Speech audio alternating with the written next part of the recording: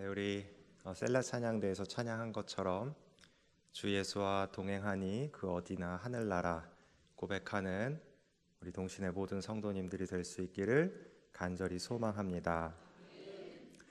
네, 지금으로부터 약 10년 전인 2016년 7월 26일에 일본의 가나가와현이라는 곳에 있는 중증 지적장애인 거주시설 츠구이 야마유리원, 발음이 좀 어렵더라고요.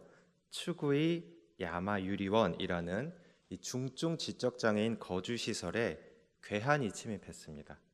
그래서 중증장애인 19명을 흉기로 살해하고 26명이 넘는 중증 지적장애인이 중상을 입는 끔찍한 사건이 발생했습니다. 범인은 이 시설과 아무런 관계 없는 사람이 아니라요, 이 시설에서 일하였던 직원 우에마츠 사토시라는 사람이었습니다. 이 우에마츠 사토시라는 사람은 범행 전에 장애인은 불행만 만들 뿐이다, 의사소통이 안 되는 중증 장애인은 국익을 위해 혹은 공동체의 이익을 위해 안락사 시켜야 한다 라면서 극단적인 혐오 발언을 쏟아냈습니다. 사람을 능률과 효율이라는 기준 아래서 이 살아도 되는 사람 그리고 살아서는 안 되는 사람으로 가른 다음에 그 기준을 충족시키지 못하는 사람을 죽어도 마땅하다라고 생각한 겁니다. 마치 나치 독일의 인종 청소처럼 인간의 가치를 철저하게 도구화하고 생명의 경중을 따지는 이 인간의 비극적인 죄된 단면을 보여주고 있습니다. 복음서를 보더라도 인간의 이 존재를 율법적인 기능과 종교적인 유용성이라는 이 두 가지 잣대로 평가한 경우가 많이 있습니다. 대표적으로 안식일 논쟁이 있죠. 바리새인들은 안식일에 병든 자를 고치셨던 예수님을 비난합니다. 그들에게 안식일은 사람을 살리고 회복하는 날이 아니라 규정을 어기지 않고 유지해야 하는 종교적인 기능 그 자체였을 뿐입니다. 그 시선 아래에서 병든 자는 안식일을 범할 위험성을 가진 하나의 대상으로 축소되었을 뿐 구원의 손길이 필요한 존재로는 여겨지지 못한 것입니다. 세리와 죄인들을 향한 바리새인들의 태도 또한 마찬가지입니다. 바리새인들은 스스로를 나는 율법을 잘 지키는 의로운 자야 라면서 그 종교적인 틀 안에서 스스로를 정의했고 세리와 죄인들을 부정하다 라면서 타자화했습니다. 여기서 세리와 죄인은 구원받아야 할 존재이기 이전에 바리새인, 그들이 자신의 의를 증명하기 위한 비교 대상일 뿐입니다. 이처럼 인간이 다른 인간을 특별한 기준과 쓸모가 있는 유용성으로 평가하는 순간 그 대상은 평가절하될 뿐입니다. 오늘 저희가 살펴보는 이사야 63장에서 64장을 보면 예루살렘은 바벨론의 침공으로 황폐해졌고 또 성전은 불탔습니다. 이스라엘 백성은 포로가 되어 역사의 실패자이자 세상을 살아갈 그 기준에 못 미치는 낙오자로 낙인 찍혔습니다. 세상 기준에 열등한 존재가 된 것입니다.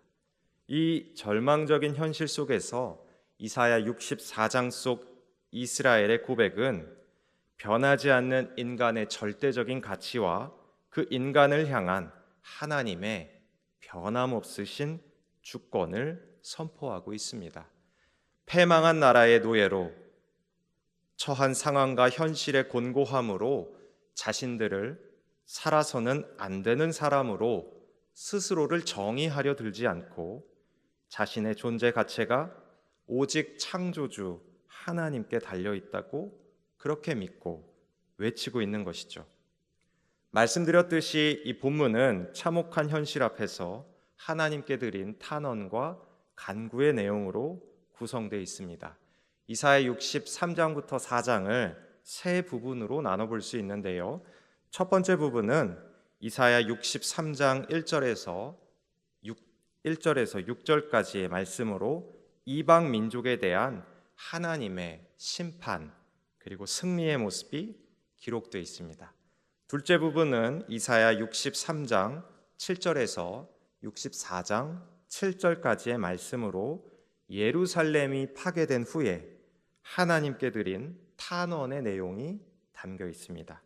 그리고 마지막 세 번째 부분, 저희가 살펴본 이 이사야 64장 8절부터 12절까지의 장면은 현재의 비참함 속에서도 하나님께 소망을 두고 그 믿음을 고백하고 있는 기도자의 모습을 발견할 수 있습니다. 먼저 이사야 63장 7절에서 64장 7절까지 기록된 탄원의 내용을 보면요, 이스라엘이 하나님의 백성으로 택함 받은 것과 애굽에서 그들을 해방시키시고 광야에서 줄곧 도와주셨던 하나님, 곧 과거에 있었던 여러 가지 은혜의 순간들을 언급하고 있습니다.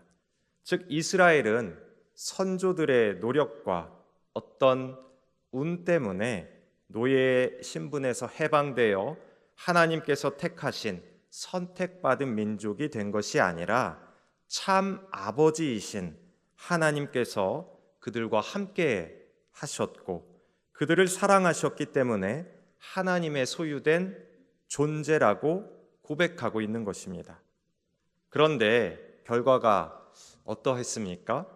끝내 이스라엘은 하나님의 사랑을 거부했고 끊임없이 반항하고 불신앙하였습니다. 그래서 하나님을 근심하게 만들었죠. 결국 현재 그들이 겪고 있는 이 곤경의 원인이 되었습니다. 그래서 이사야서는 이를 두고 이스라엘이 그들의 죄악으로 인하여 더 이상 하나님 앞에 설 수 없는 절망적인 상태임을 고백하고 있습니다. 이사야 64장 6절의 말씀인데요, 우리 이 말씀을 함께 읽어보도록 하겠습니다. 무릇 우리는 다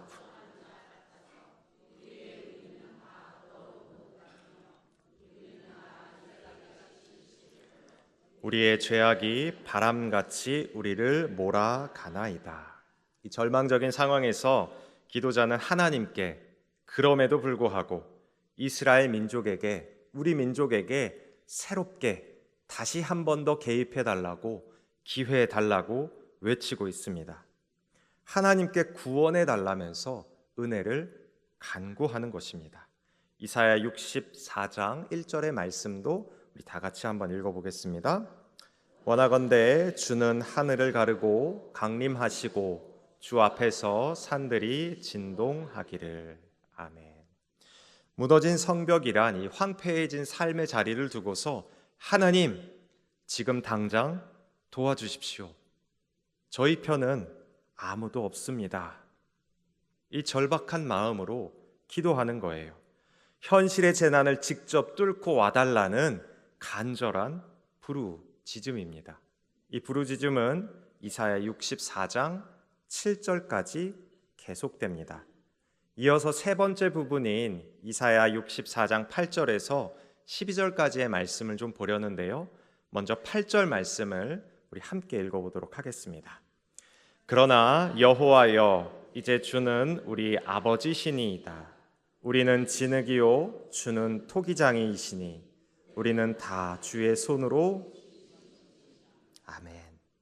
제가 만약에 성경을 기록하는 사람이었다면 이사야 64장 7절까지, 그러니까 두 번째 부분의 탄원 이후에 더 크게 하나님께 매달리는 기도의 내용을 적었을 것 같아요. 왜냐하면 그만큼 이스라엘이 처한 상황 자체가 녹록지가 않았기 때문이죠.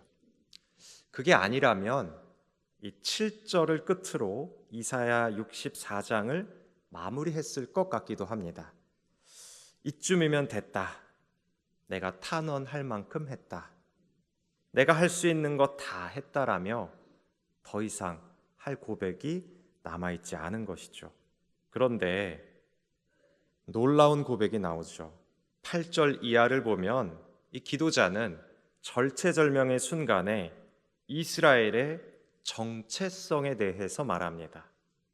우리는 진흙입니다. 그리고 하나님께서는 토기장이이십니다.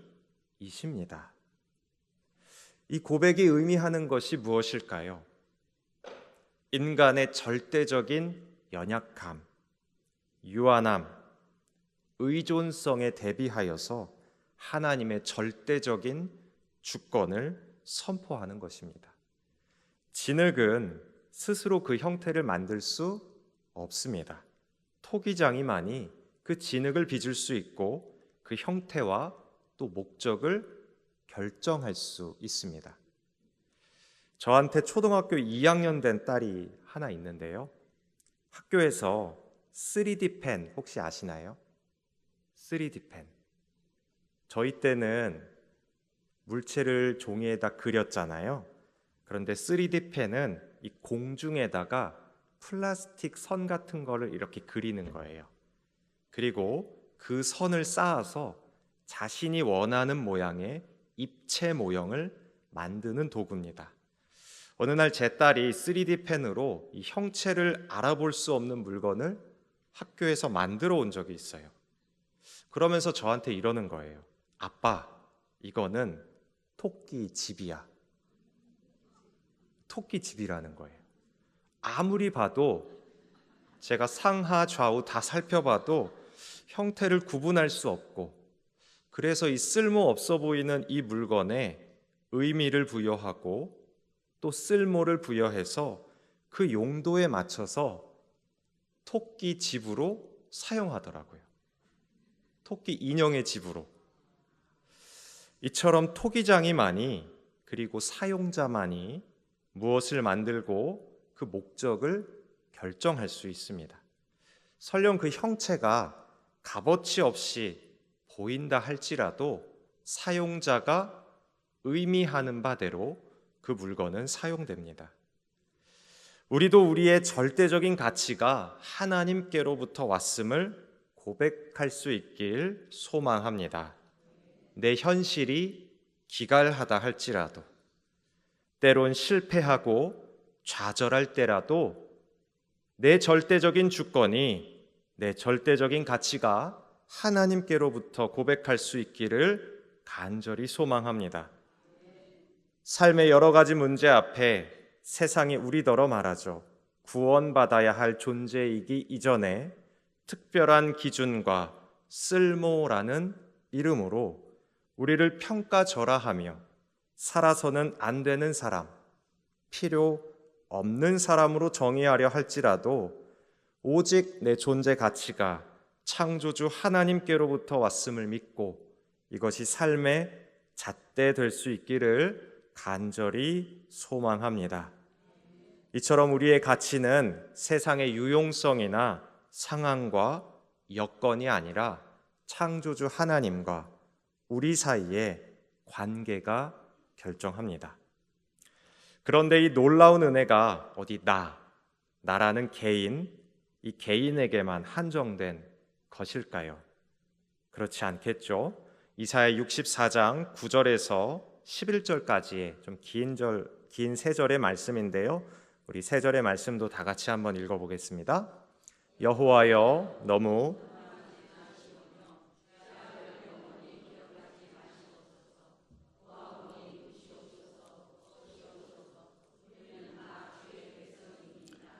주의 거룩한 성읍들이 광야가 되었으며 시온이 광야가 되었으며 예루살렘이 황폐하였나이다. 우리 조상들이 주를 찬송하던 우리의 거룩하고 아름다운 성전이 불에 탔으며 우리가 즐거워하던 곳이 다 황폐하였나이다. 아멘. 말씀은 이 무너진 예루살렘뿐만 아니라 이 주변의 모든 성읍을 뭐라고 지칭합니까?